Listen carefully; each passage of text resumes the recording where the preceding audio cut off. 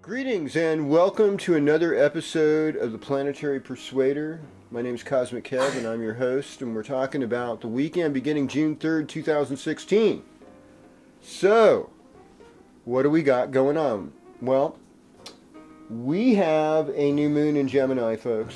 New moon in Gemini happening on Saturday evening, Pacific Daylight Time, just before 8 o'clock, 7:59. So, I like to always add the Indian nakshatra to what the moon is, especially on a new moon. And it's about Rohini. And Rohini is the favorite wife of the moon. So the moon visits all these wives, these 27 nakshatras. And Rohini is smoking hot. Ruled by the red star Aldabra. She also rules cows and transportation like chariots and whatnot. So, and yeah, she's in Taurus in the actual sky. So if we look at the constellation of Taurus, that's where we're going to see that new moon. We're not going to see it in Gemini. We're going to say it's in Gemini because seasonally we acknowledge it as Gemini, but that ain't Gemini, all right? That is the constellation of Taurus, where Rohini is. And that's okay. I mean, it still works as a Gemini new moon, and we've come to this agreement, you know, be it seasons, because we were fixated in what was happening 1,500 years ago. But Vedic tradition, we like to look at it. Hey, it's right next to this star in the sky. Let's talk about this stuff. You know, what does it mean, and how can we utilize this? Well, one of the interesting things about Rohini is that it's sub-ruled by the moon. So this is a very nurturing new moon. It's in the fourth pada, that is the last part of the nakshatra. This is more Cancer-like. This is more nurturing.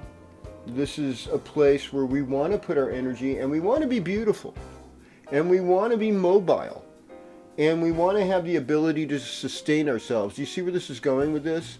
The mobility is through the cart. One of the symbols, the sustainability is with the cattle, you know, and the milk and all that the cows bring, and then there's beauty. She was a ravishing beauty, and so we want to bring out our most pleasant physical qualities and emphasize those. And it's not superficial. You don't have to feel bad for wanting to look good. It's just when you're wanting to look fake and you think fake is good. I'm sorry, you know, that's just really hard. That's okay, costumes are cool too. You know, I saw Eyes Wide Shut. Poor Stanley. Anyhow, what we have going on right now is we've got Sun and Venus together. And they're almost like about to eclipse with this new moon. And I've heard from other people, you know, in Western astrology, we think of this new moon as Gemini. And let me tell you about in Western astrology, what we know about mutable signs, Gemini, Virgo, Sagittarius, Pisces, is they tend to dissolve things. And I've heard some other astrologers on chat said it's been a really rough 4 years since Arab Spring 2011, just crazy off the hook, all this Pluto-Uranus square stuff. But now with this new moon, we're going to let things go a little bit. There's going to be some amount of dissolving. And I know it's a crazy time. There's cheaters and weirdos and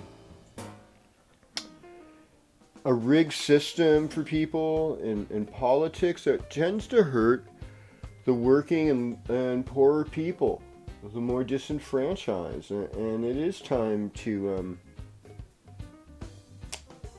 restore the sacred who.